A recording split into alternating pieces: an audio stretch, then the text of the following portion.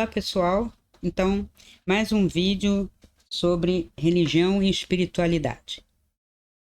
Um primeiro ponto que eu gostaria de esclarecer é que algumas pessoas me perguntam assim: Cristina,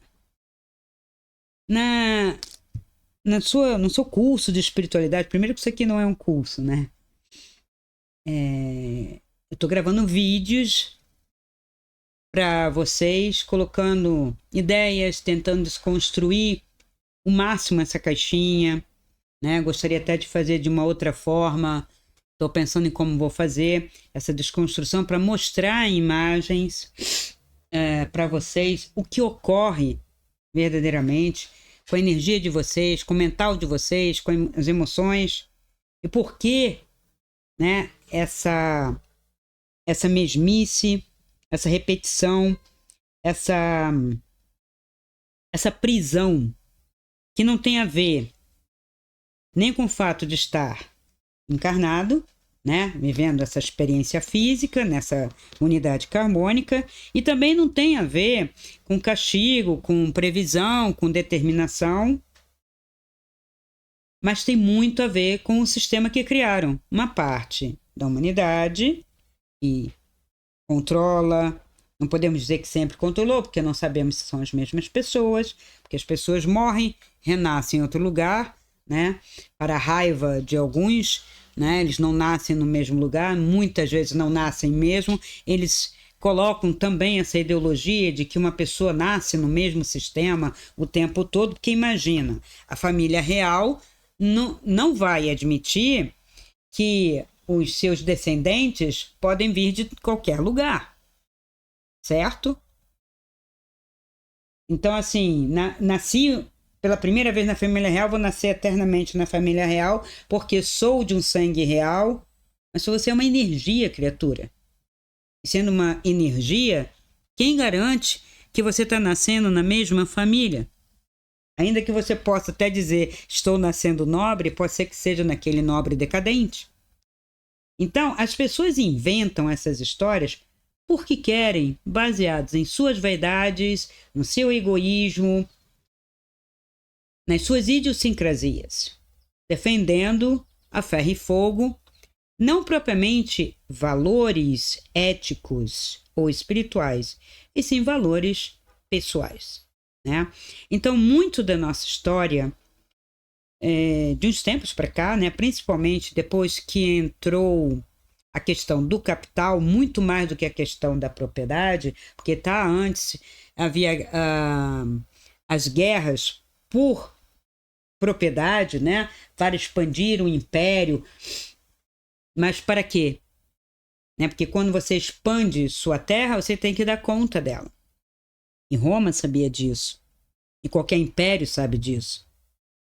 Então, antes de existir moeda, dinheiro, né, esse componente extra, né, da encarnação, foi criado pelo homem, foi criado por uma necessidade justa, né? Eu tenho cavalo, você tem tecido, mas amanhã eu quero arroz, e aí o que a gente faz, né? Então tinha que ter algo intermediário que eu pudesse fazer as minhas trocas. Depois, quando isso ficou hipervalorizado, o problema começou a ficar maior, né? Então, na idade do ferro, do ouro, do bronze, quando começou a se fundir metais, né? E criar moedas, criar objetos extras, tudo isso começou a ficar um pouco complicado, né, em termos de riqueza não só terra, riqueza também de ouro, de objetos de prata, né, enfim. Então, com todo esse contexto, né, o que a gente tem, né? A gente tem uma caixinha que dura tanto tempo quanto dura o condicionamento, ou ainda dura, ou vem durando, o condicionamento reptílico. Que eu acho que é por causa desse termo reptílico, porque nós adquirimos um condicionamento de fuga, de medo, de proteção e sobrevivência a partir do contato com os répteis, assim diz a ciência, né? A arqueologia, a paleontologia, né? Então, Era um cérebro primitivo? Não estou dizendo que é verdade ou não é verdade. Eu acho que isso ainda precisa de um pouco mais de aprofundamento e investigação. Pode ser que tenha sempre sido assim, pode ser que não, pode ser que tenha se dado o nome em função de, porque tudo isso são estudos humanos, imagens, e pouco se sabe mesmo, né? Quando uma pessoa, né, que faz ciência, né, que diz que faz ciência, afirmando suas idiosincrasias baseadas em alguns textos e algumas lógicas e elegendo o que é ciência e o que não é, chamando o que não é de bobagem segundo ela mesma e não outra pessoa, essa pessoa está dentro da caixa e não sabe.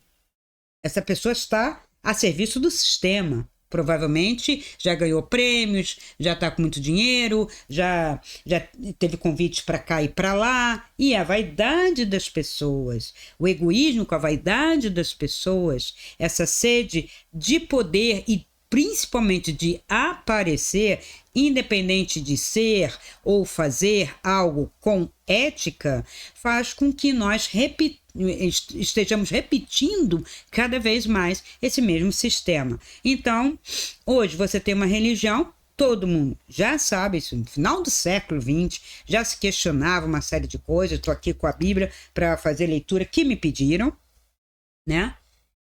Para quê? Para desconstruir. Agora veja,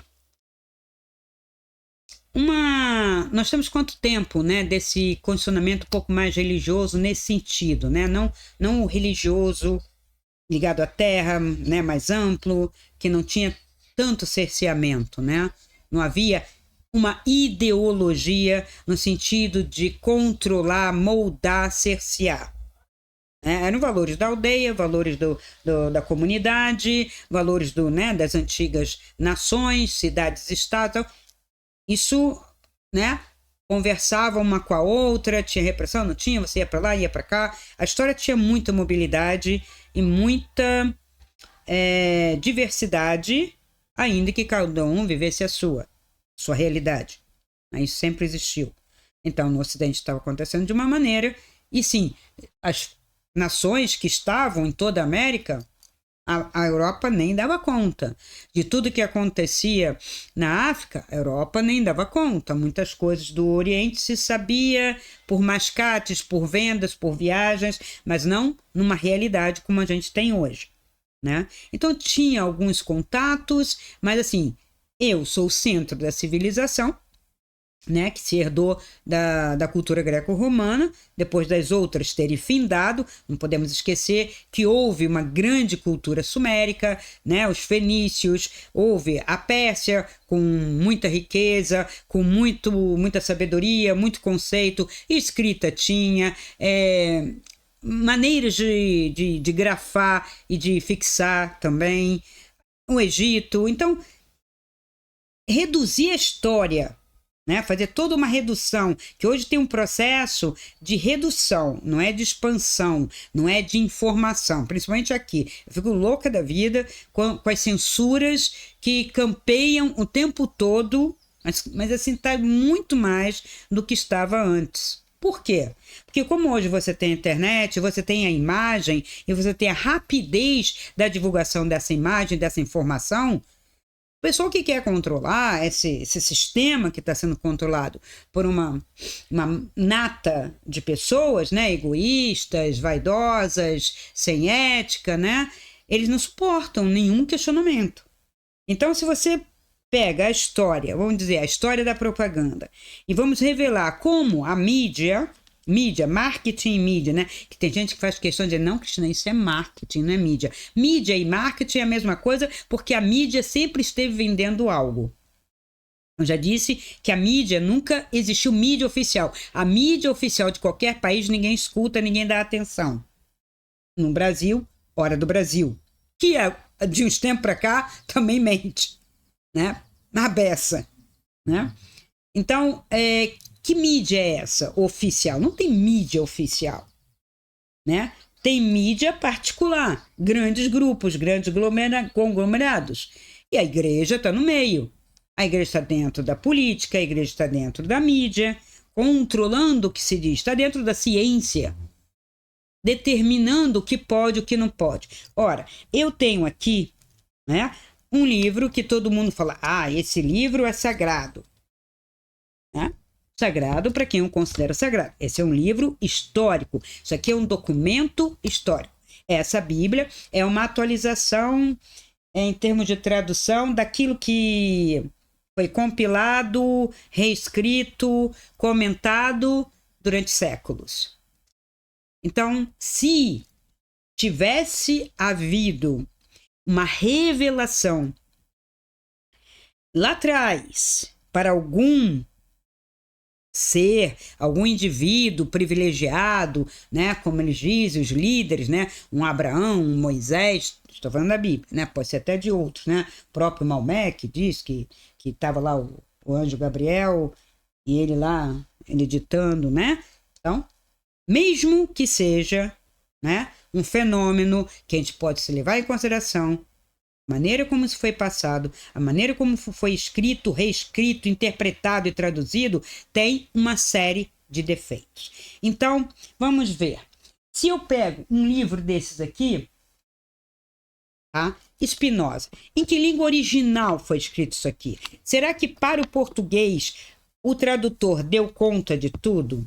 Por que eu posso falar isso? Porque eu tenho mestrado e mestrado em tradução, inclusive eu fiz um curso especial com uma professora de Roma, Luciana Stegânio Picchio, e que dizia que toda tradução é uma traição. Eu fiquei danada na vida quando escutei aquilo e ela provou por A mais B, porque ela pegou os textos italianos, em italiano, comparando com textos em português e vice-versa, tanto como o texto português tinha sido vertido para o italiano e do italiano para o português. Então, foi um curso muito interessante, muito rico, né?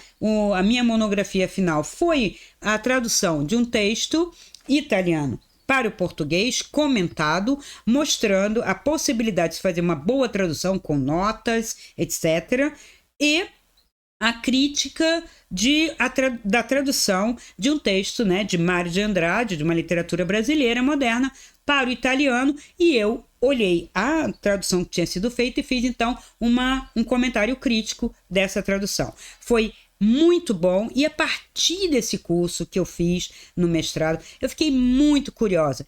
E a Bíblia, como será que foi traduzida, né? Como que as pessoas pulam partes, não se preocupam com o sentido daquele termo. E considerando filosofia, né, literatura e texto religioso, eles têm mais ou menos a mesma raiz. Como assim? A mesma raiz essencial, que eu digo, é humana, de uma transcendência. Aqui tem transcendência, tanto quanto tem no texto filosófico, quanto tem no texto literário, né? Que eu estou aqui com a obra de Fernando Pessoa depois para ler um pedacinho para vocês, né? Que tem a ver com religiosidade, não religiosidade, como a gente tem religião, mas espiritualidade, né? É que os termos vão ficando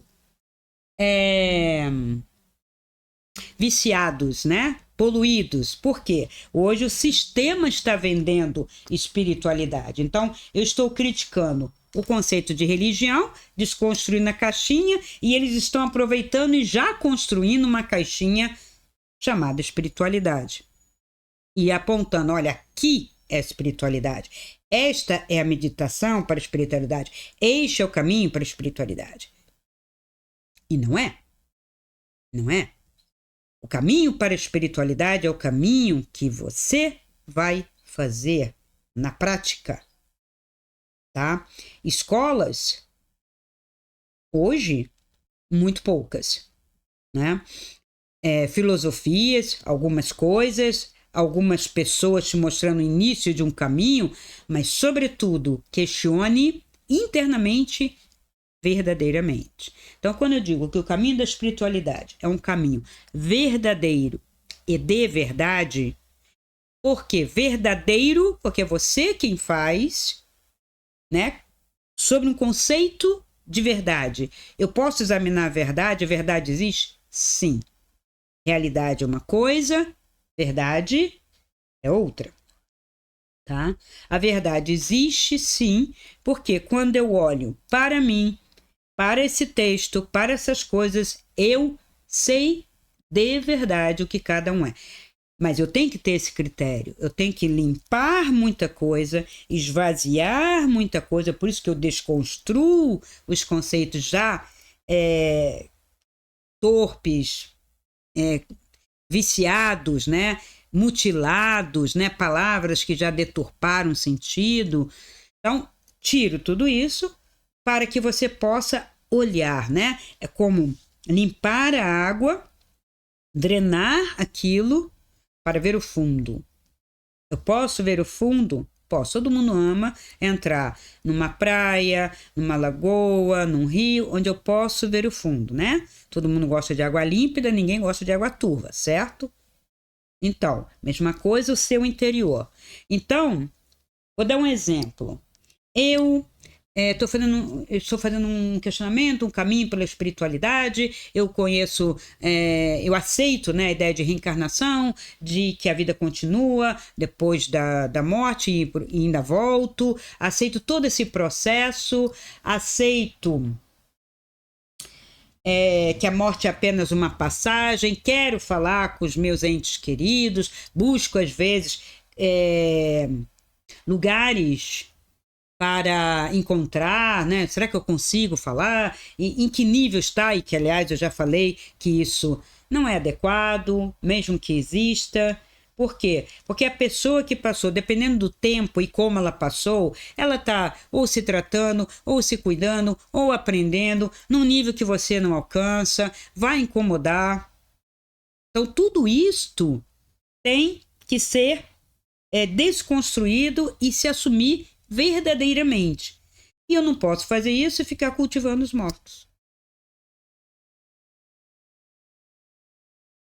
Cultivando os mortos através das fotos, das rezas, né?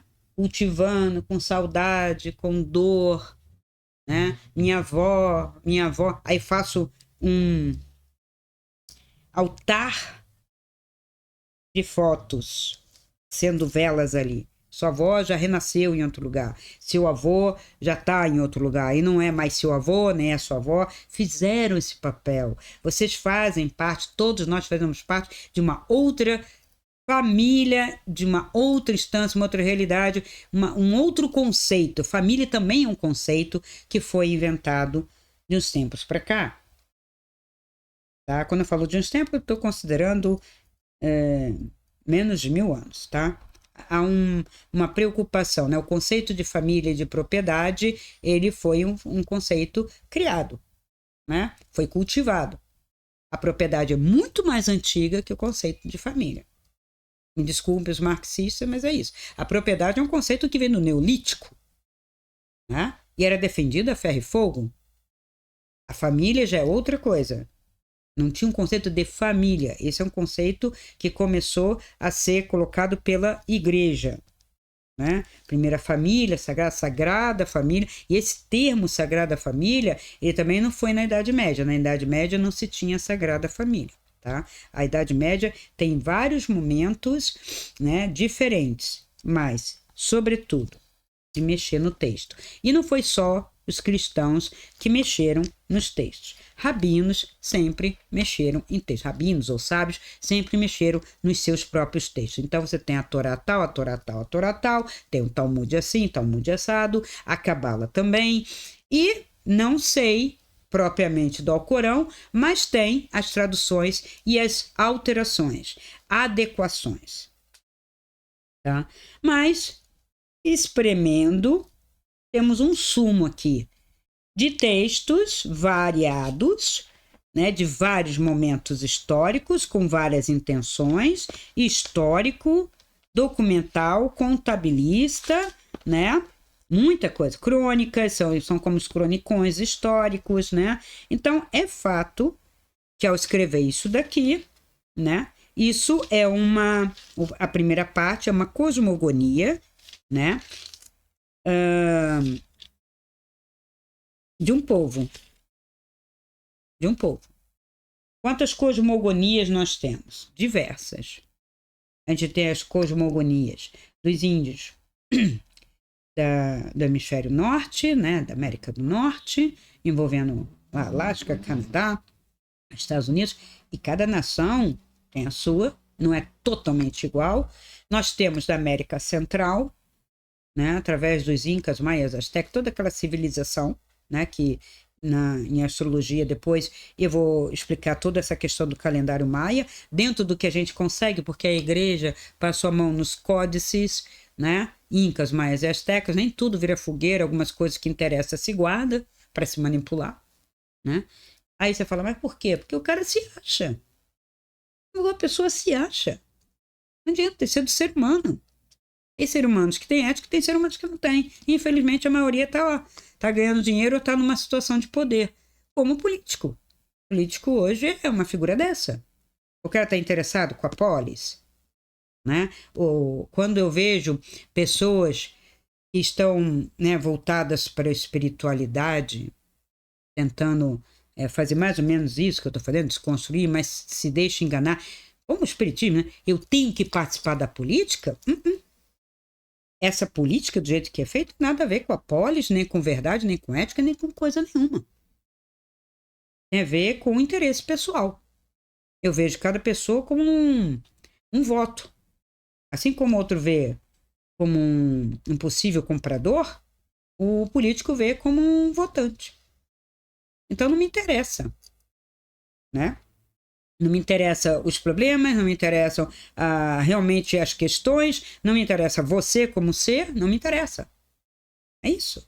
E aí uma pessoa espiritualizada se deixa levar e enganar por todo um sistema, inclusive político, tentando fazer política, querendo fazer a política A, B ou C. Então, não procede. O caminho de espiritualidade é um caminho individual. É um caminho prático. É um caminho verdadeiro e de verdade. Como assim de verdade? Eu tenho que ser verdadeiro comigo. Começa. O caminho é verdadeiro, mas se eu não for verdadeira comigo, se eu não estiver em verdade e de verdade nesse caminho, comprometida, eu não vou fazer. E o que é verdade? É olhar para mim. Como estou fisicamente, como estou emocionalmente, como estou mentalmente, né? Como estou nos meus relacionamentos, qual a minha posição, que papel eu cumpro, estou identificada, não estou identificada, né? O que eu estou fazendo? Né? Eu estou fazendo um caminho de espiritualidade, estou competindo com o outro? Em quê? Em ganhar mais adeptos para mim? Então você não está fazendo caminho de espiritualidade, nem está ajudando ninguém a fazer caminho de espiritualidade. Né? Então, eu desconstruo para isso. Mas, Cristina, você fica lá sentada, já me questionaram isso. Você fala de espiritualidade prática, eu tenho que ler muito, eu tenho que ler aquilo tudo, é só estudo. Não, gente, porque esse vídeo é um vídeo aula, que me pediram para continuar passando conceitos, desconstruindo, trazendo leituras. Eu nem abrindo a playlist, nem de Moria, nem dos livros, porque é uma questão de tempo que eu tenho que administrar, né? Para poder trazer livros importantes, para fazer uma leitura diferente, sim, uma leitura descompromissada com qualquer ideologia. Qual é a leitura descompromissada com a ideologia? Que começa na letra, que eu interpreto e considero o texto e as possibilidades que esse texto me dá e pesquiso, em vez de ficar repetindo o que todo mundo já repetiu. Não me interessa. Né? Porque eu tenho que ter um texto para mim, e se eu sinto que aquilo não é verdade, eu não posso abraçar. Né? Quando eu saio do meu centro, do meu eu, e me identifico fora, eu não estou mais fazendo caminho. Vamos pensar numa grande roda. Se eu estou no centro, tudo que roda não me altera, né? Estou em cima, estou embaixo, estou do lado, estou em cima, estou embaixo, né? Então eu estou identificada, né, com a sociedade, daqui a pouco eu estou embaixo, eu começo a sofrer, daqui a pouco eu começo a subir, ou essa roda começa a ir para trás, daqui a pouco eu estou descendo de novo, mas se eu estou no centro, eu estou ali, sempre, perene, continuando, permanecendo. Né? E o caminho da espiritualidade é você estar no centro, mas não no centro da roda, no seu centro, de preferência, observando tudo que passa, como as pessoas se comportam, como o sistema muda, e observar historicamente é fundamental, e é esse o problema que está acontecendo hoje, quando eu falei logo no início, em que há censura da mídia, da ciência, né, da política, com relação à internet. Então eu quero ver como as propagandas, né, as mídias fizeram um desserviço vendendo cigarro, vendendo leite condensado no lugar de leite materno. A mídia fazia isso. Mídia ligada a marketing. Marketing e mídia estão relacionados. Veja, um jornal não vive só de notícia. Ele vive de propagandas. Então, marketing está ali junto o tempo todo. Fora as coisas subliminares, porque não é só jornal. O jornal físico quase não existe, nem o jornal só de internet. Tem emissoras, tem canais, e cada comportamento, cada roupa, sapato, bebida que circula nessas mídias são pensadas a priori para serem vendidas, e sabe-se que o que sair na mão de um dos programas, dependendo da fatia, vai vender horrores. Um livro, eu já contei essa história de um livro, né, quando eu tinha uma livraria, na física, e comecei a ver as pessoas entrarem e pedirem aquele título de uma editora pequena, que quase não vendia. O livro era um livro de crônicas, eu achei estranho, como assim? Quase ninguém compra isso, né? Não vou falar o nome do livro aqui porque não vou vender o livro, mas o livro começou a vender demais, eu comecei a pedir mais para a editora. Tudo bem, eu tenho uma livraria, mas eu fiquei curiosa com o movimento e chamei uma das pessoas que estavam pedindo o livro. Falei, mas como que você ficou sabendo desse livro, né? Onde que esse livro... Você não viu? Saiu no programa da Ana Maria Braga. Ora, quando está na mão dela, vende-se como água. Alguém quis, pagou, porque nunca mais eu vi livro dessa criatura, desse escritor, né? Vendeu aquilo, deu, e foi um desafio dele, um teste, sei lá.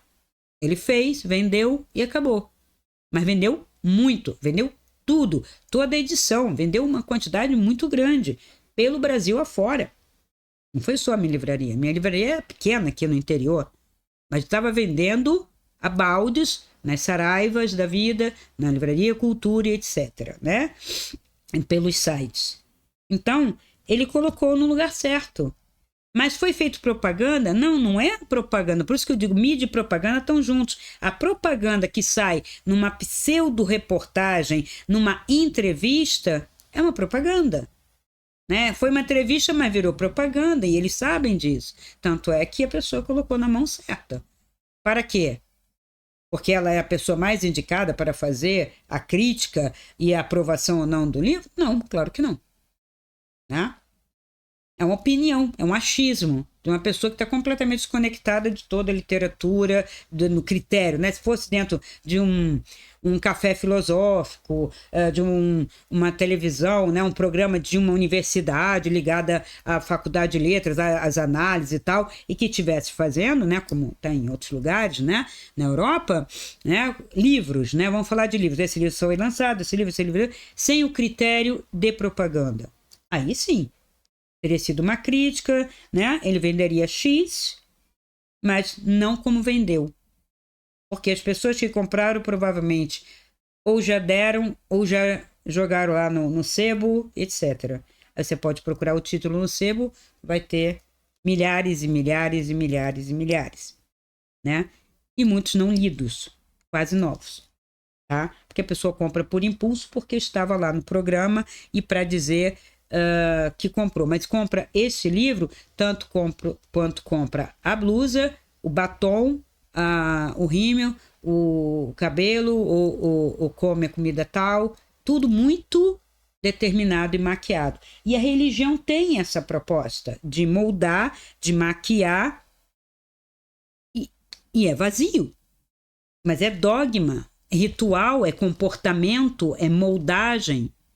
Então, quando eu digo que a criatura está lá, cultuando ancestrais, aqui, mas ela sabe também, ela concorda, diz, não, eu acredito que a morte é só uma passagem, que nós encarnamos em outro lugar, pode estar encarnando na Europa, na África, na Ásia, nesse momento pode, né? Todos que morreram aqui podem estar tendo uma experiência física em outro lugar. Por que ligado aqui? Não necessariamente. Não necessariamente. Eu conheço bastante encarnações minha e de outras pessoas, né, da minha família e outros que me pediram para acessar, e quando eu tenho permissão eu acesso. Nasceu já tem nascimento na China, tem nascimento na Europa, vários na Europa, em vários lugares, tem aqui, tem como índio, tem como negro, tem como asiático. Por isso que eu acho muita bobagem essas coisas também, raciais e de gente, todas essas coisas que estão inventando hoje. Então, quem está inventando isso é completamente materialista, e um monte de gente que se diz espiritualista está entrando nesse jogo. Porque todas essas questões não procedem. São idiosincrasias de uma época. Porque querem controlar, querem dividir para controlar, etc, etc.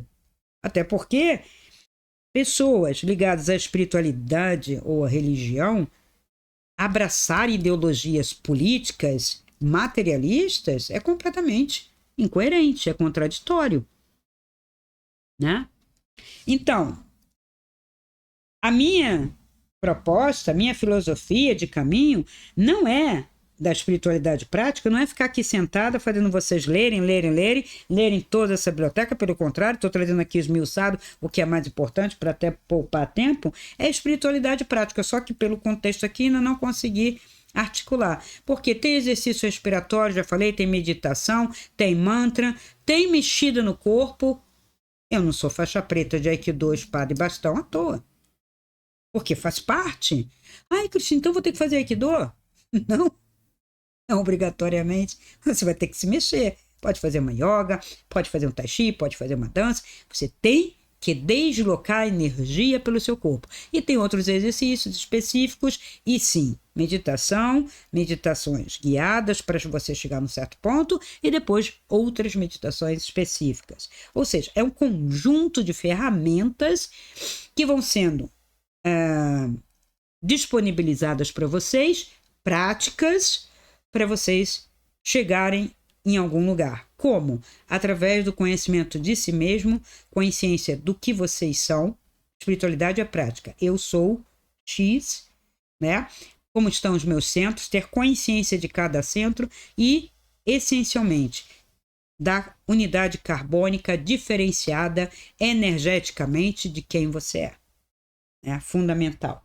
Mas me pediram também, em comentários, para comentar o Gênesis, mais uma vez explicadinho, porque tem 2 narradores, tem 2 deuses, tem o primeiro e o segundo Gênesis. E olha que se vocês forem procurar, claro que o sistema já se adiantou, porque quando começa a circular na internet muitos estudos e leituras da Bíblia, a mídia, junto com a religião, que paga a mídia, que financia, já vai lá e diz assim, não, olha, isso não é uma contradição. Aí os católicos, até que enfim, pensava que era uma contradição. Mas é assim, porque não é uma contradição propriamente dita, e eu vou mostrar o que é. Então, a questão é, primeiro ponto que eu quero dizer para vocês é que isto aqui, o Gênesis, não é o Big Bang, tá? E nem o Big Bang é o Gênesis, bom? Tanto a ciência tem N teorias cosmogônicas, né? Ou cosmogênicas, se quiserem, origem do universo, e eu digo assim, até que é meio prepotente, né, da ciência dizer eu estou dizendo a origem do universo. Eu acho que se você colocar como origem da galáxia, como uma galáxia se forma, como se formou essa galáxia, eu acho que já está de bom tamanho. Agora, o universo, quando eu ainda estou descobrindo elementos dentro desse universo, quando me aparece galáxias novas que vão contrariamente àquele Big Bang, claro que se o Big Bang começou tudo e estamos só se expandindo e depois vamos nos contrair, não tem que surgir nada novo, né? Mas aí surge, aí começa, aí vira aquela salada, né? aquelas torcidas assim do discurso, né? Para dizer, não, essa galáxia, na verdade, é uma derivação de não sei o quê, e pode, porque depois que o Big Bang surgiu, né? E olha, tem teoria das cordas que não tem nada a ver com o Big Bang. E da teoria das cordas tem mais de uma. Então, veja, nem a ciência tem uma certeza e pensa univocamente, vamos dizer assim, com uma só voz. Não tem. No final do século XX, saiu um livro muito interessante que Fim das Certezas. Esse livro chocou, incomodou e eles abafaram. Por quê? Porque a ciência estava descobrindo, assumindo algumas coisas que tinham ficado lá atrás, né? No final do século XIX, como eu já disse, início do século XX, e aí na década de 90 não dá mais, a gente não tem mais certeza de nada, tudo é possível, e sim, nós temos que ter a humildade de dizer até onde sei, até o momento é isto. E mesmo assim, em termos de origem do universo, se eu tenho mais de uma teoria, deveria-se ter a humildade para dizer uma das teorias possíveis ou prováveis é o Big Bang. Por que o pessoal bateu palma? Porque é um Deus piscando o olho, né? Não tinha nada. Tá lá, no princípio, Deus estava pairando sobre as águas plácidas, não sei que águas, mas se já tem água, tem alguma coisa, né? Mas tá lá, o Espírito de Deus no nada, vamos dizer assim. E eu vou trazer aqui uma cosmogonia semelhante. Tá? Então estava lá o nada, e aí de repente, bum, né? Tudo se fez. Então o Big Bang meio que vai a favor dessa teoria. Meio que forçado, mas quem criou a teoria também tinha uma visão desse Gênesis como um princípio de tudo. Veja, por que eu elegi essa mitologia, essa cosmogonia? Que se espalhou durante milênios, né? 1.600 anos. Durante 1.600 anos a gente acredita nisso. Mesmo que você não acredite, já te empurraram tanto isso, está entranhado em você. Então você tem que desconstruir realmente. Agora, primeiro é que você vê, a semana dessa cosmogonia é de 7 dias. É obrigatoriamente ter isso? A semana romana era 10 dias. E havia outros critérios de semana, né, de trabalho, de folga em outros lugares do mundo. Porque a impressão que dá é que o mundo estava vazio, não existia nada nem ninguém, e de repente começou-se assim. E assim é a única maneira de ser. É errado isso. Isso é imperialismo. Isso é uma imposição. Isso não tem nada a ver com a espiritualidade, com o eterno, com o divino, que você possa imaginar, com algo que expande, que é o todo. É um todo que é parte, que determina, que molda, né? E outra, um Deus que criou tudo, mas escolheu apenas um pedaço desse tudo, um planetinha, uma terra, uma nação, para dizer, vocês são meu povo querido. Entretanto, foi ele que criou isso tudo. Então ele jogou fora toda essa criação, ninguém é escolhido, ninguém está correto, somente ali. Isto, para mim, é o absurdo dos absurdos, né? Que até hoje ainda está aqui. Da criação ao dilúvio. Da criação do quê? Veja, quando eu falo criação, quem cria, cria algo. E aqui não diz o quê. Criação como fosse a criação. A criação, intransitivo, é a criação de tudo e considerando que esse tudo é infinito e eterno, não pode ser. Então começa com uma contradição. As origens do mundo e da humanidade. Ah, tá. Então as origens da Terra, né? Do mundo. Dessa terrinha. Aí sim, eu já começo. Ah, melhorou. Mas não o Big Bang. mas não o universo. Porque a partir do momento que eu tenho uma criação, né, um início de algo, eu vou ter um fim. Né? Então, já o conceito de infinito, eterno, imortal, foi por água abaixo. Tá? Então, a obra dos 6 dias. Quando coloca aqui a obra dos 6 dias, eu já estou contando com dias. No meu conceito, dia tem 24 horas. Foi isso? Entende? Então ele é todo metafórico. Não posso levar isso a sério, nem literalmente. Mas a gente vai fazer a primeira leitura literal, prestando atenção. Criação intransitiva. Obra dos 6 dias. Já está colocando 6 dias, ou seja, tem um 7º dia aí. Né? A gente já sabe, né? O final dessa história interessante, que já tem spoiler, né? Que o 7º dia Deus descansou. Né? Então foi feito em 6 dias. No princípio, Deus, e esse Deus, a palavra Deus é nossa, né? Mas a palavra original diz que é Elohim. Criou o céu e a terra. Então ele criou o céu e a terra. Tá aqui a terra e a atmosfera em volta. Foi o que ele criou. Né? Não, nada mais, né? Por enquanto, só terra e céu.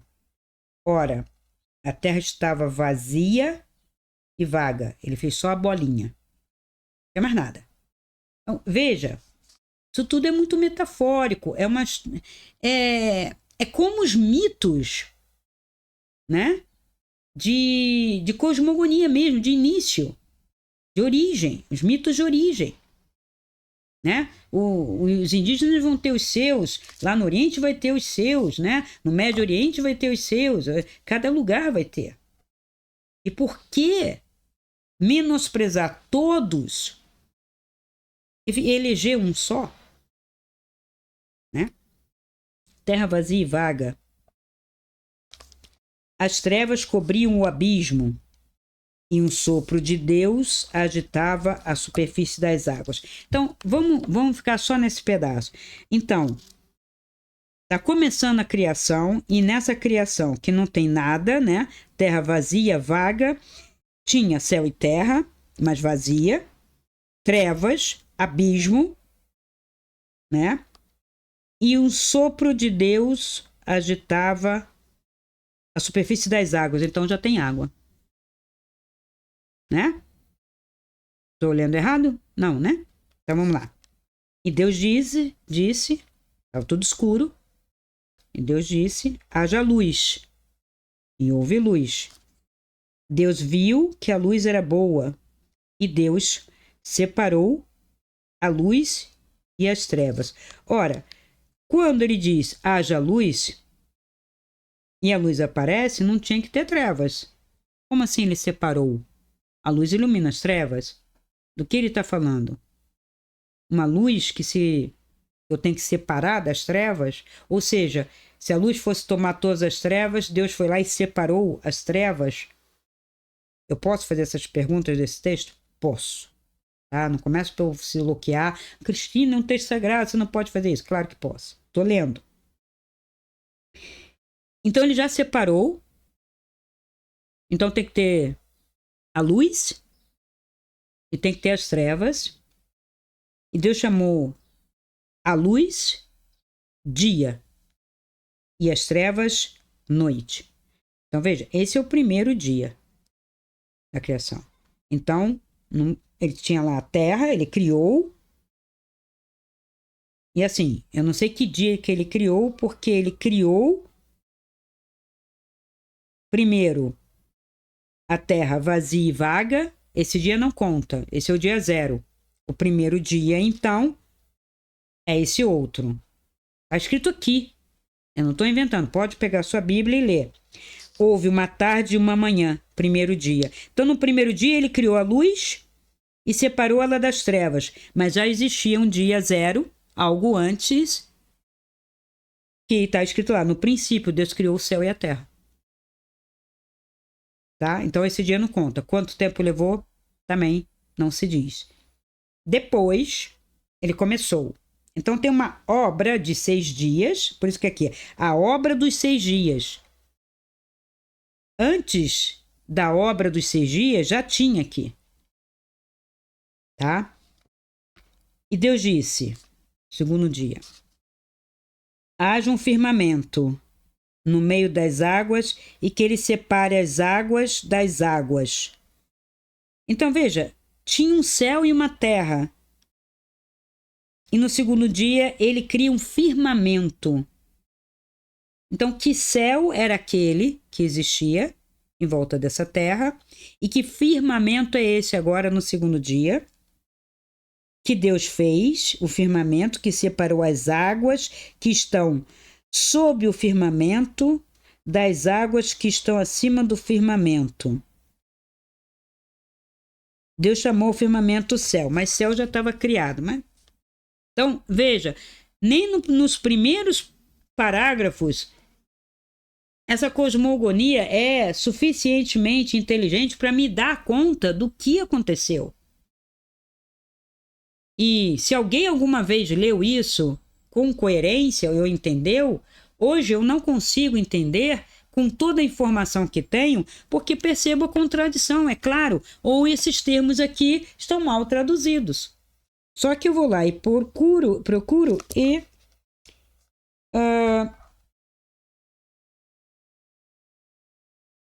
a tradução possível do primeiro, no princípio Deus criou o céu e a terra, já tem o céu e a terra e depois o outro céu. Aqui diz, nota do tradutor, que também se pode traduzir assim, no princípio quando Deus criou, ou quando Deus começou a criar, o céu e a terra já estavam. As duas traduções são gramaticalmente possíveis dentro do texto. Da onde que eles traduziram? Do hebraico? Do grego. Principalmente grego, hebraico e grego. Essa Bíblia toda, ela tem grego e hebraico, pouca coisa. O latim foi depois, tá, gente? E alguma coisa que foi, muito pouca coisa aramaico, muito pouco, tá? Então, essa Bíblia é judaica grega, tá?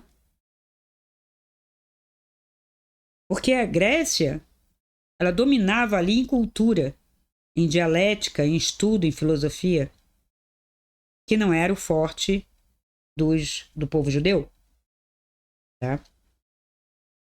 Então, as duas são possíveis e adotamos as antigas versões, porque respeita melhor a coerência do texto. Aí eu discordo do próprio tradutor. A coerência do texto? Assim ele diz. Então a narrativa começa no versículo 2, o versículo 1 é título, uma espécie de subscrição, e aí começa. Então, no versículo 2, versículo 1 é: no princípio Deus criou o céu e a terra.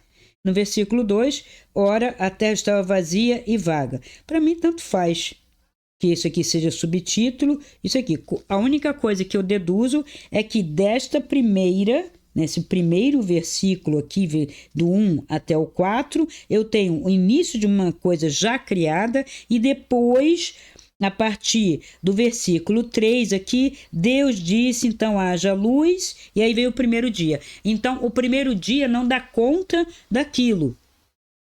E o tradutor quer que eu entenda isso aqui apenas como subtítulo. Não. Tá? Então, o primeiro dia, ele cria de novo a luz, e separa das trevas, e tem um abismo, e no segundo, ele cria o tal do firmamento, água acima, águas do firmamento e águas abaixo. Sabe como eu consigo ler isso aqui muito melhor?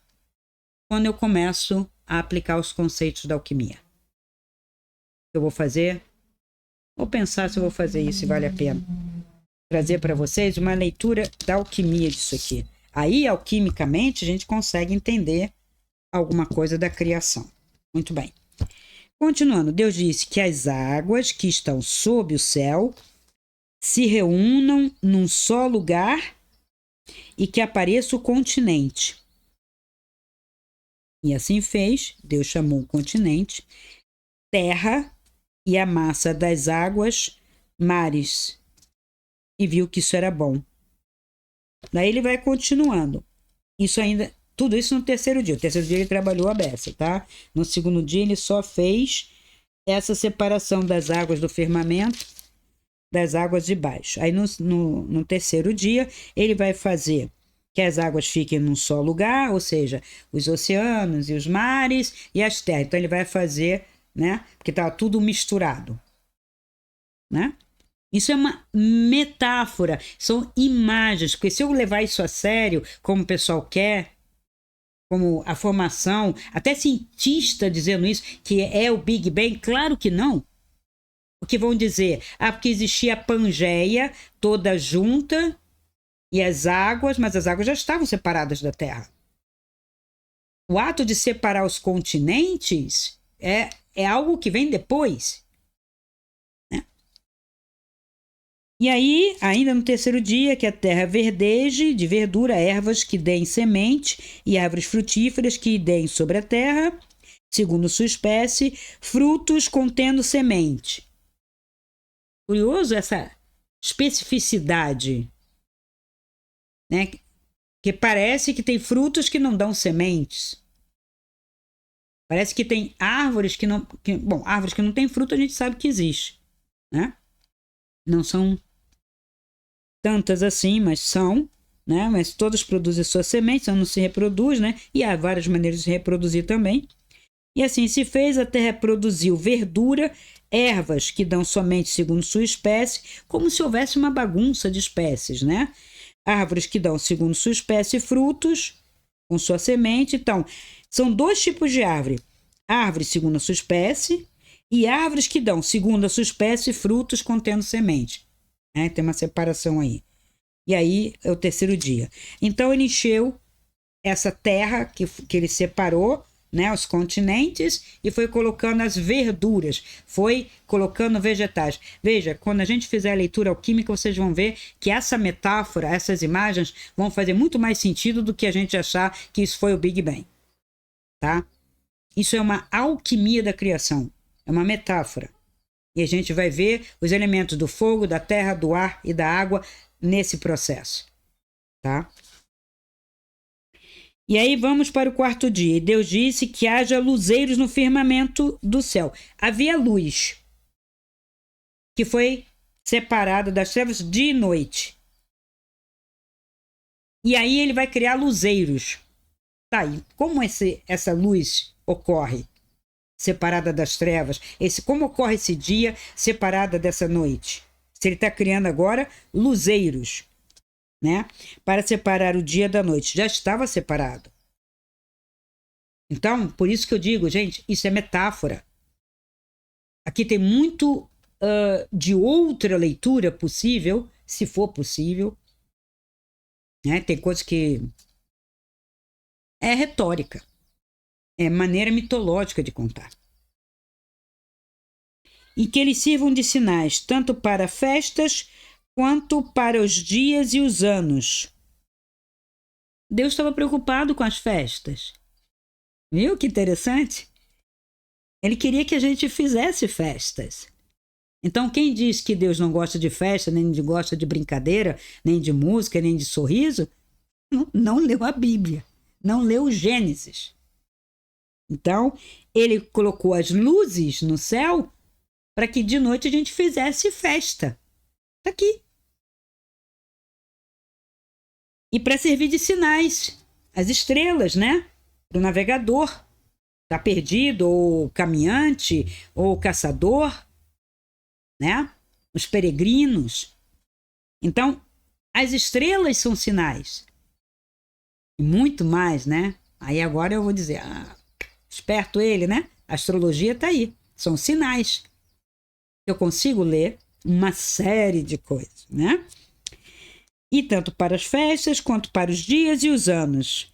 Tá, já tinha separado lá os dias, mas tudo bem. Aí aqui ele fez luzeiros especiais. E são 2 luzeiros. Por que ele chama de luzeiros, né? Se um é realmente luz e o outro só reflete a luz. Porque ele está falando do Sol e da Lua. E o Sol... Ou será que a Terra teve 2 sóis? Nossa! Mas não. Vamos considerar só um Sol e uma Lua, tá? Então, 2 luzeiros maiores, o grande luzeiro como poder do dia e o pequeno luzeiro, poder da noite. E as estrelas. Tá? Deus os colocou certinho no firmamento para iluminar a terra, comandar o dia, comandar a noite, separar a luz das trevas. Já estava separado.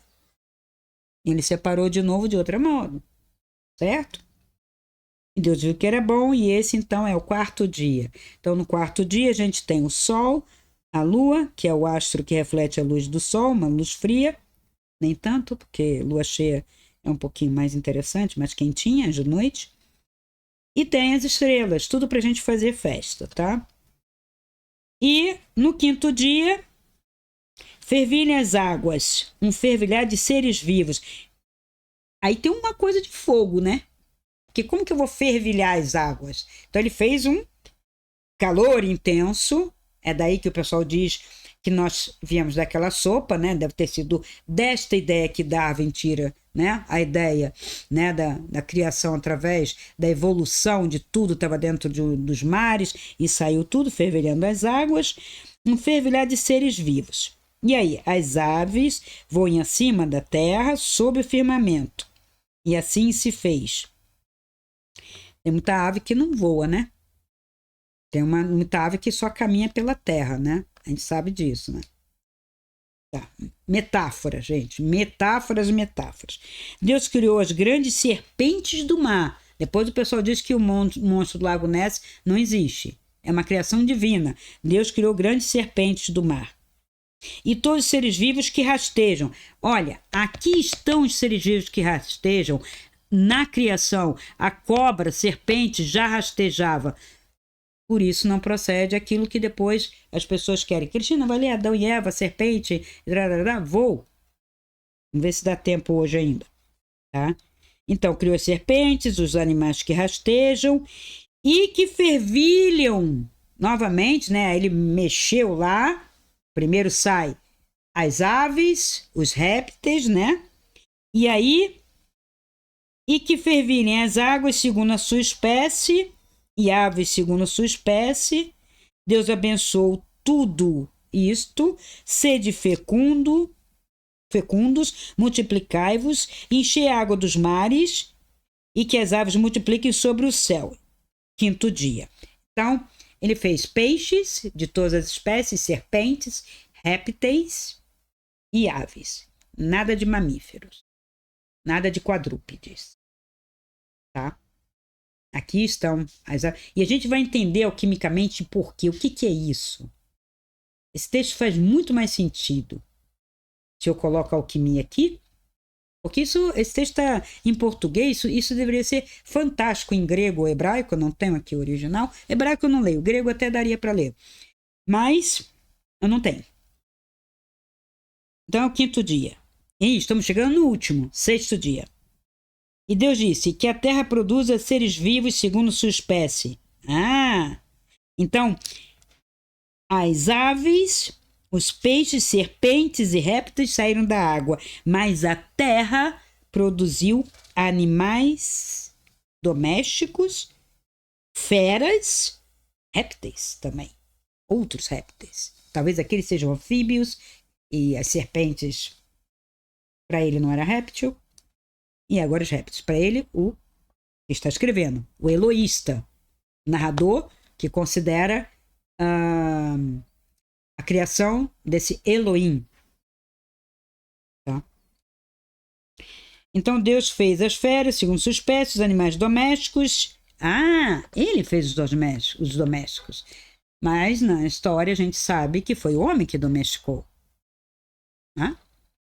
Mas ele diz aqui que os animais domésticos estavam feitos por Deus e fez as feras. Então ele fez os selvagens, os silvestres e os domésticos, tá? Segundo a sua espécie,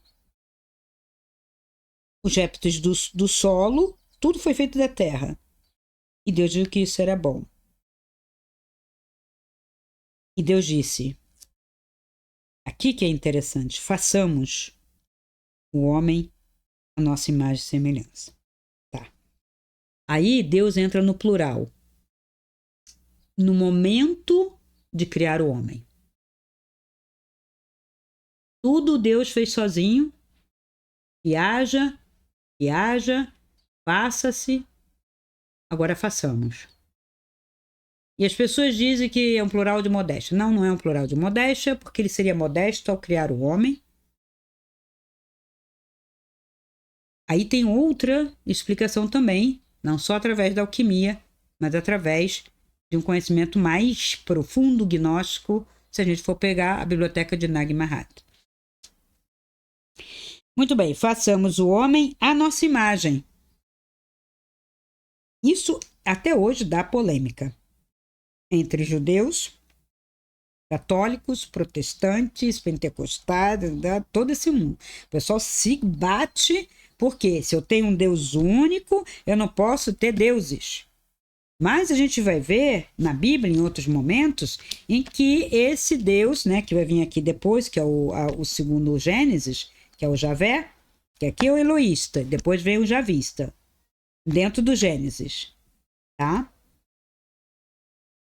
E ele vai, adorarás a mim e não a outros deuses. Ora, se não existe outros deuses, eu não posso dizer adores a mim e não a outros. Eu não ficaria nem preocupado. Eu não ter, ainda mais considerando o conceito de Deus. E quando Deus diz isto, se eu digo que a palavra de Deus é a verdade, ele está dizendo que tem outros, mas para você não me adorar e somente a ele, é que esses deuses estão aí. Existem. E talvez sejam esses. Façamos. Nós. Quem? Os Elohims? Tem que ter conhecimento, porque sem conhecimento, sem buscar, aí a gente vai passar por cima e deixa para lá. Mas aí eu estou acreditando numa inverdade. Inverdade. Não vou dizer que é uma mentira, mas é uma inverdade. Então ele vai fazer o homem à nossa imagem, quer dizer, eles, né, vão fazer o homem à nossa imagem como nossa semelhança. Veja, a nossa imagem como nossa semelhança. Então, não só reproduzir é imagem, nós, essa imagem, ou seja, esse corpo, essa unidade carbônica, foi criada como a deles. E semelhante. Semelhante não é igual. Eu tenho uma imagem semelhante. Falta algo, é parecido, semelhar, né? O símile, ele parece, ele não é o mesmo, né? E que eles dominem sobre os peixes do mar, as aves do céu, os animais domésticos, todas as feras e todos os répteis que rastejam sobre a terra. Deus criou o homem à sua imagem. A imagem de Deus ele o criou, homem e mulher, ele os criou. Isso aqui é um refrão. É como se fosse um reforço do que está escrito acima. E este é o sexto dia. No sexto dia, então, ele está criando o homem, né? Aqui tem uma série de explicações, né? Nome coletivo, para o que eles dominem, semelhança, parece atenuar o sentido de imagem, excluindo a paridade. O termo concreto imagem implica uma similitude física, né? Como entre Adão e seu filho. Essa relação com Deus separa o homem dos animais. Além disso, supõe uma similitude geral de natureza. Mas um texto não diz em que precisamente consiste nem essa imagem, nem essa semelhança. Bom, Ele não explicou, mas nenhum texto desses aqui está tão explicativo para o narrador, o tradutor, reclamar que não há. Não há e não há. Mas eu posso deduzir. Ora, se de todos eu deduzo, desse também, que nós temos uma imagem e uma semelhança com os seres que nos criaram. Seres. Amando de Deus, do Elohim, pode ser, mas seres. Deus os abençoou a todos. Sede fecundos, multiplicai-vos, enchei a terra e submetei-a. Dominai sobre os peixes do mar, as aves do céu, é que ele repete, e todos os animais que rastejam. Deus disse, eu vos dou todas as ervas que dão semente, que estão sobre toda a superfície da terra, e todas as árvores que dão frutos, que dão semente. Isto será vosso alimento. A todas as feras, a todas as aves do céu, a tudo que rasteja sobre a terra e que é animado de vida, eu dou como alimento toda a verdura das plantas. E assim se fez. Deus viu tudo o que tinha feito e era muito bom. E esse é o 6º dia. Tá? Então, aqui não tem nenhuma nota e seria interessante.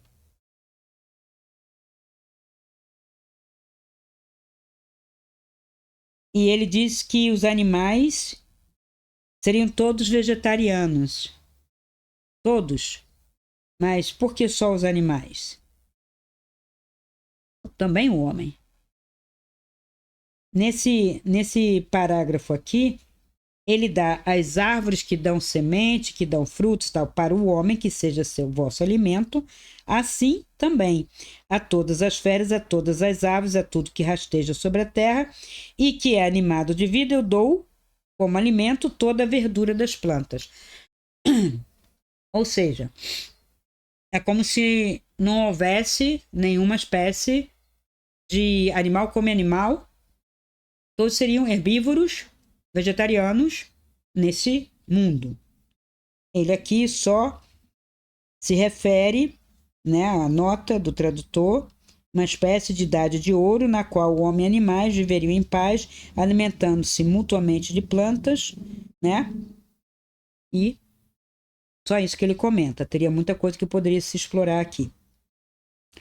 Então, assim foram concluídos o céu e a terra com todo o seu exército. Exército de quem? Deus concluiu no 7º dia a obra. Aqui é o 6º. No 7º concluiu a obra que fizera e no 7º dia descansou. Depois de toda a obra que fizera, Deus abençoou o 7º dia, santificou, pois nele descansou, depois de toda a sua obra de criação. Essa é a história do céu e da terra. Então veja, quando ele fala o Gênesis, essa história do céu e da terra, ele não está colocando Big Bang, não está colocando todo o universo, não está colocando todas as galáxias, tudo isso que tem aí. Tá? Isso é uma cosmogonia. Nossa! A gente tem que, sabe, a gente vive, hoje conhece, né? Vive, conhece nesse planeta, a gente expandiu, né, através da ciência, da tecnologia, todo o nosso conhecimento sobre todo esse vasto universo.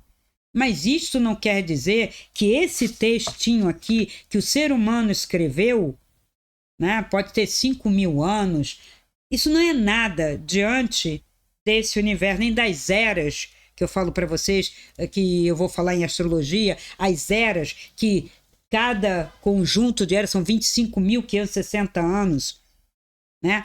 Éons de tempo, né? Então, a humanidade tem que ter a sua humildade, a sua dimensão, né? Esse texto, ele é pequeno, ele é um mito, ele é para um tempo, um tipo de homem, um texto, para posicionar ali, mas ele não é o texto, o tudo, a teoria. Não existe isso que a gente está buscando, que a ciência está buscando, que os religiosos estão buscando. Um texto para dar conta de tudo?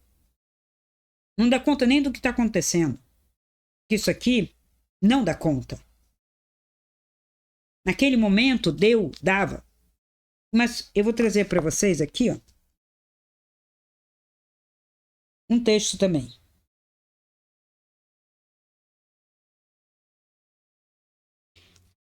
Também uma cosmogonia. No início, tudo era caos. O início de tudo era o chamado caos, onde não havia nada. Quando o caos tomou consciência de sua existência, ele vibrou de uma forma diferente no vazio e dele surgiu Nix, a noite. Ao mesmo tempo, nasceu também seu irmão, Erebo. Nix consistia nas trevas superiores e Erebo nas trevas inferiores.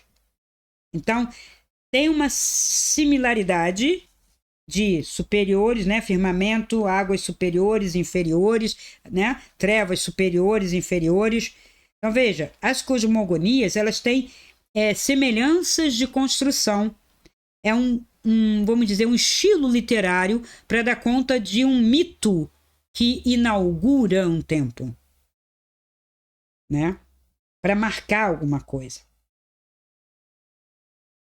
O amor, a terra e o céu de Nix e, por consequência, do caos surgiram muitas coisas. Uma delas foi o amor e a sua forma foi Eros. De Nix também nasceram Gaia, a terra, e Urano, a abóbada celeste. Essas duas divindades possuem corpos astrais e, dessa forma, puderam ser um casal, de cuja união nasceram seus filhos, os titãs e as titânides.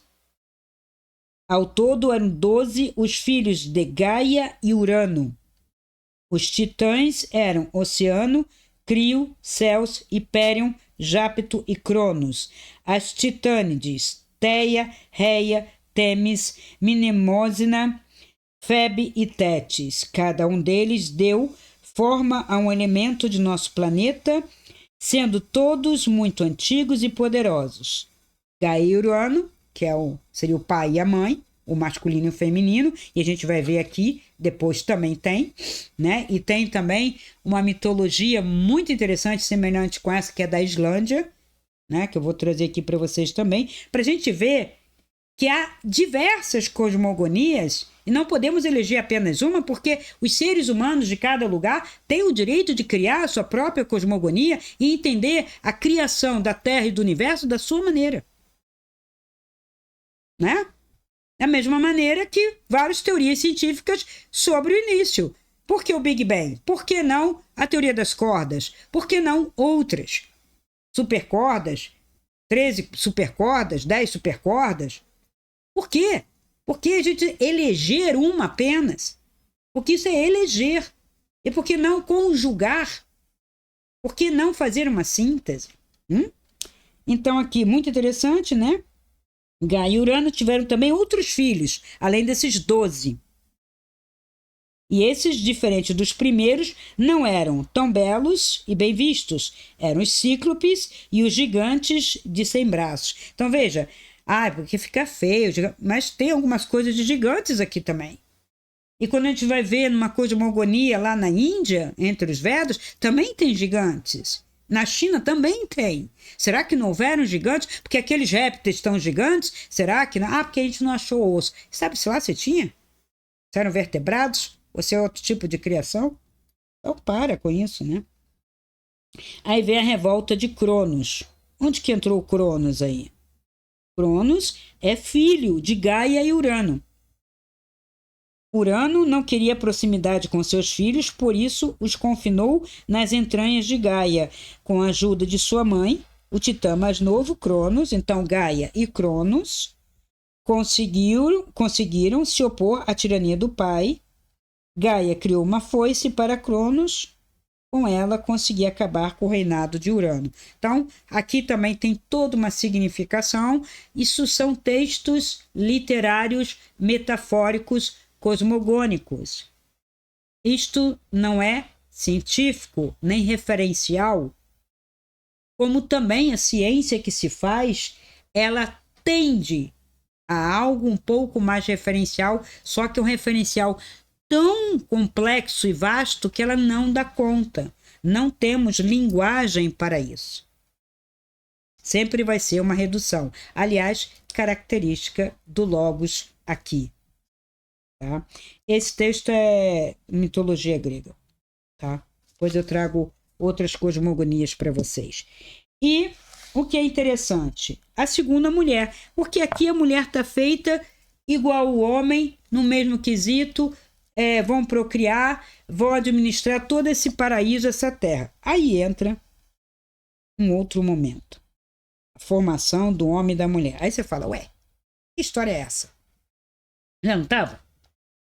No tempo em que Javé, Deus, aí é outro, né? Então parece que é um outro texto. Então eu tenho um texto eloísta e um narrador já adorando um Deus que se chama Javé, superpõe. Ele pegou esse e superpôs. Então, ele quer contar como se, da maneira dele. Ele agora já é um segundo momento em que ele é adorador de Javé e ele vai contar a mesma cosmogonia vista pela visão que ele, javista, tem. No tempo em que Javé, Deus, fez a terra e o céu, não havia ainda nenhum arbusto nos campos sobre a terra e nenhuma erva dos campos tinha ainda crescido, porque Javé não tinha feito chover sobre a terra e não havia homem para cultivar o solo. Veja, aqui é completamente diferente de lá. Lá Deus faz tudo. Aqui o Javé já está colocando o homem para fazer. E se Javé aqui já está colocando o homem para ralar, para cultivar a terra, que história é aquela depois de você vai comer o pão com o suor do seu rosto? Entende? Aqui o homem não estava cultivando, não tinha nada e não tinha chuva. Então era uma terra seca. Então ou é um segundo momento, e aí entra esse narrador, ou esse narrador está interpretando de uma outra maneira, séculos depois, não sei. Porque o problema desses textos é que eles não são datados. Ou foram e não foram considerados, tá? Eu também tenho essa dúvida. Entretanto, um manancial subia da terra e regava toda a superfície do solo. Então tinha água, mas não tinha, né? Então Javé modelou o homem com a argila do solo. Interessante, né? Ele fala de um homem, mas agora Javé então vai criar o homem. Vai criar o homem para quê? Para o homem cultivar a terra. E aí ele misturou água e solo, quer dizer, barro, insuflou ar em suas narinas e o homem tornou-se um ser vivente para fazer o trabalho para ele. Aí Javé plantou um jardim no Éden, no Oriente, e aí colocou o homem que modelara. Javé fez crescer do solo toda espécie de árvores formosas de ver e boas de comer. E a árvore da vida no meio do jardim e a árvore do conhecimento do bem e do mal. Aqui, esse texto, ele é mais, vamos dizer, tendencioso. Ele não está falando de uma criação normal, de uma criação do todo, né? E sim, ele está falando de um determinado momento, de um determinado lugar. E esse Deus, Javé, ele já começa a colocar algumas coisas diferentes. Ali eram todos os vegetais normais. E aqui tem uma árvore que é da vida, que está no meio de um jardim. E tem uma outra árvore. Então são duas árvores. De qual árvore não se pode comer? Da vida ou a do bem e do mal? Aí a pessoa fala, não, que isso não é uma árvore só. Não. Esse é a árvore da vida no meio do jardim e a árvore do conhecimento do bem e do mal. Um rio saía do Éden para regar o jardim e de lá se dividia formando 4 braços. Os nascentes, como é que é?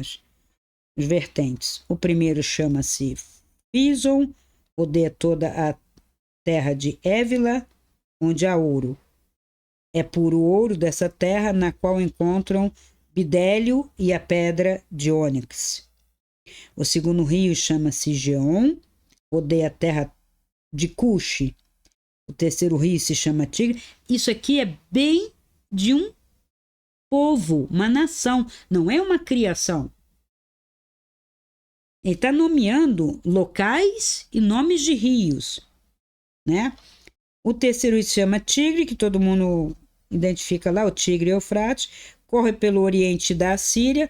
O quarto rio é Eufrates. Aí não se sabe o que tem entre o terceiro rio e o quarto, ele só fala do que tem no primeiro e no segundo que ninguém encontrou, né? Javé tomou o homem e o colocou no jardim do Éden para cultivar. Então, bota ele lá, vai trabalhar, vai cultivar isso daí e vai guardar. E Javé deu ao homem esse mandamento: pode comer de todas as árvores do jardim, mas da árvore do conhecimento do bem e do mal não comerás, porque no dia em que dela comeres, terás que morrer. Então, esta árvore então não é seria a mesma árvore, a do bem, do mal e da vida. Que tem uma árvore da vida e tem uma árvore do bem e do mal. Quando eu como a árvore, o fruto do bem e do mal, eu morro. Quando eu distingo o bem do mal, é isso? Ou quando eu absorvo o bem e o mal? Então, se eu não tenho o bem e o mal, eu tenho o quê? Uma amoralidade? Moral, imoral, amoral. Né? Javé Deus disse: não é bom que o homem esteja só. Não foi Deus que pediu a mulher. Quer dizer, não foi o homem que pediu a Deus a mulher, Javé. Foi Javé. Vou fazer uma auxiliar. Javé modelou então do solo todas as feras selvagens e todas as aves do céu e as conduziu ao homem para ver como ele as chamaria. Então veja, em vez de ele criar a primeira mulher, ele cria todos os bichos. E aí foi apresentar para o homem. O que você acha? Para fazer companhia para você. Cada qual devia levar o nome que o homem lhe desse. O homem deu nome a todos os animais, as aves, as feras, tudo. Para o homem não encontrou a auxiliar que lhe correspondesse. Veja, ele criou animais para corresponder como companheira de um homem. É por isso que eu digo, tem coisas aqui que eu não posso... Aí vem as desculpas. Não, isso que significa aquilo, isso significa aquilo. É melhor eu ler isso metaforicamente, alquimicamente, do que tentar entender ou mesmo ouvir um padre ou um rabino explicando isso aqui. Aí tem gente que fala assim, não, mas na Torá tá diferente. A Torá já foi mexida também, gente. Porque na hora que você lê e um grupo começa a dizer isso não faz sentido, ele começa a modificar. Mas cadê o original? Aí, qual é a proposta do original? Eu tenho que ler também o original para saber que o pensamento desse narrador aqui é esse. Então Javé fez cair em torpor sobre o homem e ele dormiu. Tomou uma de sua costela e fez crescer carne em seu lugar. Depois da costela que tirara do homem, Javé modelou uma mulher e a trouxe ao homem. Então o homem exclamou: ah, esta sim, osso dos meus ossos, carne da minha carne. Veja, então o homem deve ter experimentado, né, essas feras, essas aves, né? Tipo, essa não, essa não, essa não. Né? É meio estranho isso aqui, né? Muito estranho mesmo. Então, para mim, como mulher, mais estranho ainda. E eu tenho que considerar que esse era um dos questionamentos, sempre foi. Que nós temos uma religião que é misógina. Tá? O judaísmo é misógino e todo o cristianismo é misógino. Tanto quanto também o muçulmano. Toda essa religião que deriva desse princípio aqui é misógina. Misógina por quê?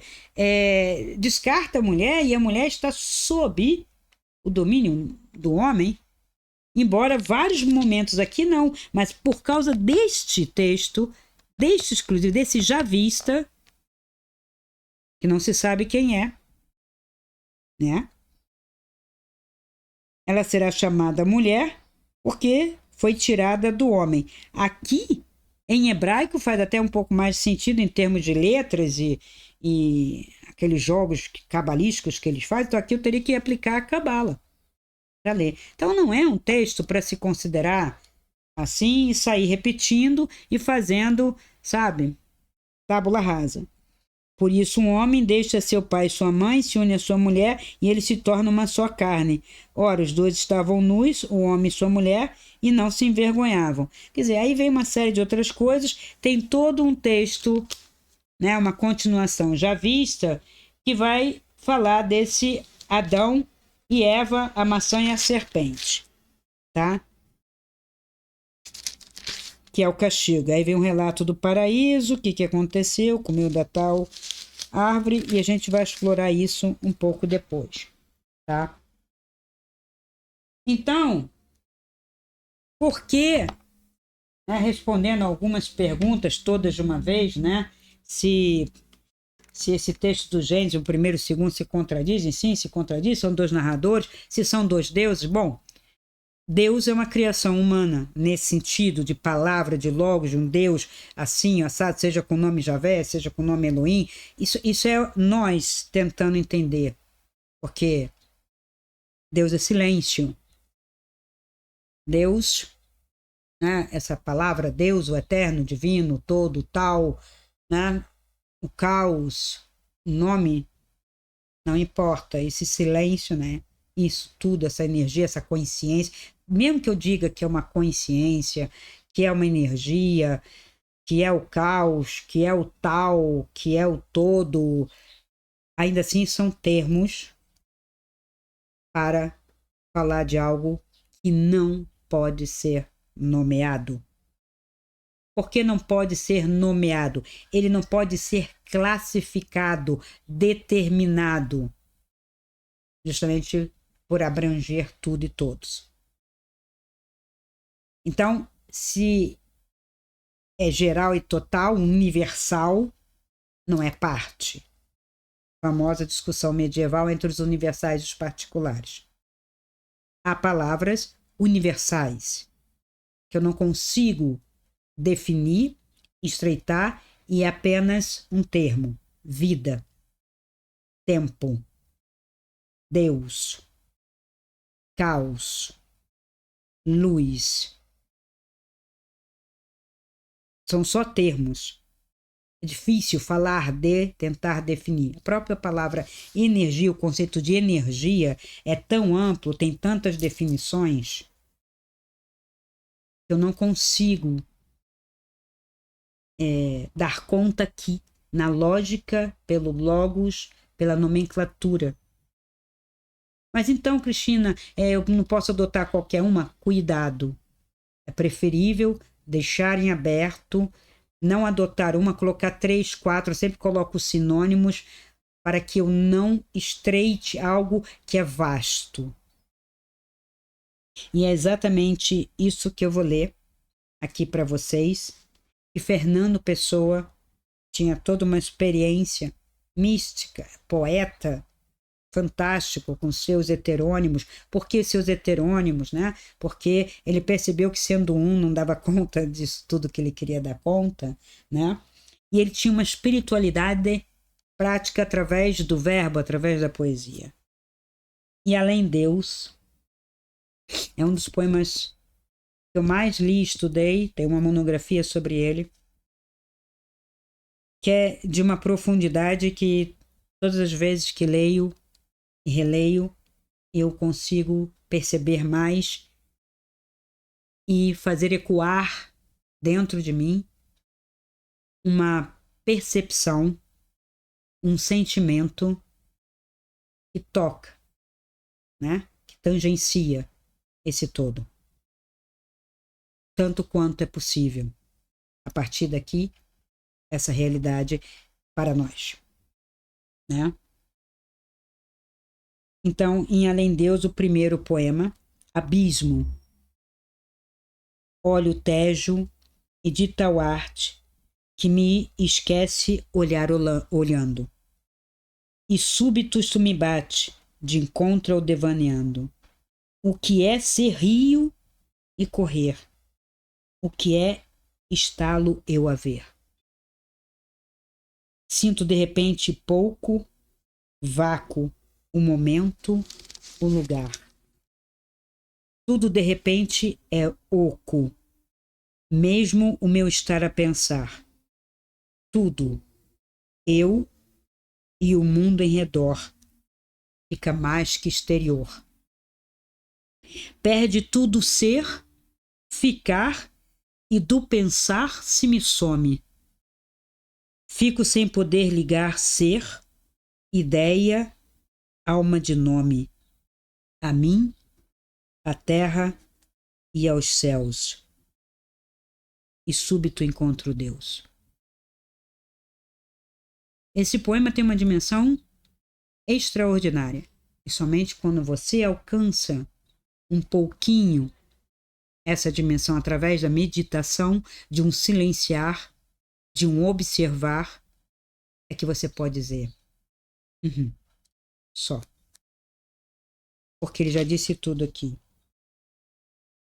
Ele está meditando, olhando o rio, questionando, como consciência, observando o seu observar.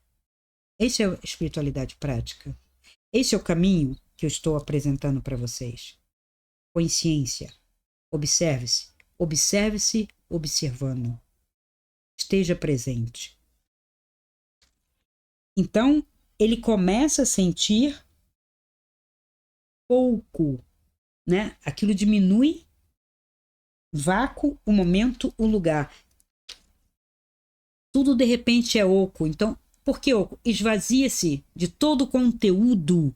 Que conteúdo? Esse conteúdo falso ilusório. Não é a existência em si, a vida que é ilusória, e sim um conteúdo que damos a tudo isso.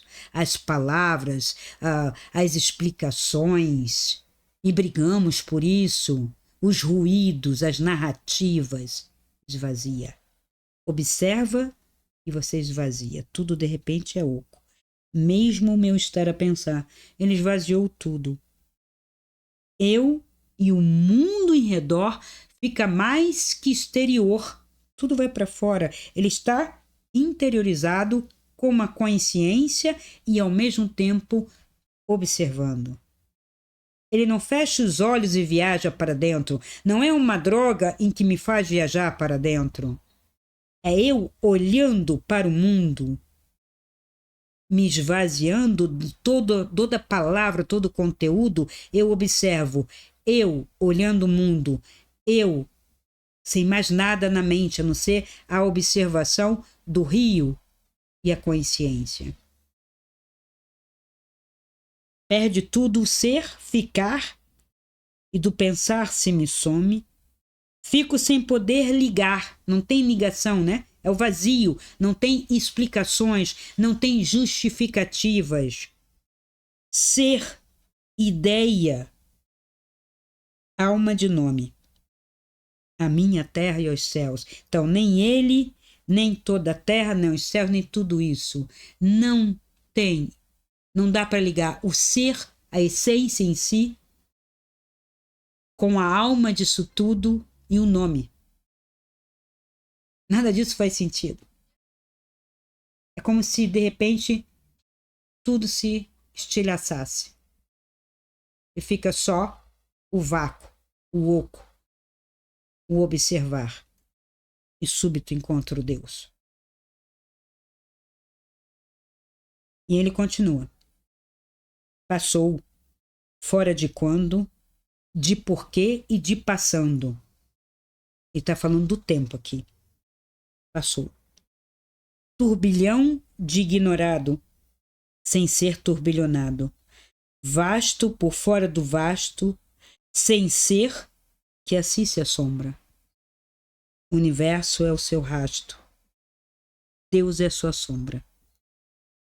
Esse é mais profundo, porque ele fala do tempo aqui. Tempo, passou. É um momento. Passou o quê? Aquele momento todo que está sendo experimentado. Então, fora de quando, de porquê e de passando, que tudo aquilo ocorreu fora do tempo, desse tempo linear. Por isso é difícil dizer.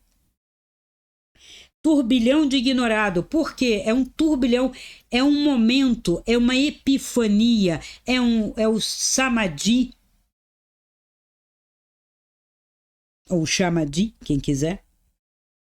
Vasto, vasto, por fora do vasto, sem ser vasto, que assim se assombra. Então, se o universo é o rasto e Deus é a sua sombra, é o tempo. Ele está falando do tempo aqui, daquele momento, daquele instante. E aí vem a voz de Deus. Brilha uma voz na noite. De dentro, de fora, ouvia. Ó universo, eu sou-te. Ó horror da alegria deste pavor do achorte se apagar que me guia. Cinzas de ideia de nome em mim e a voz. Ó mundo, sermente em ti eu sou-me. Mero eco de mim, me inundo de ondas de negro lume em que para Deus me afundo.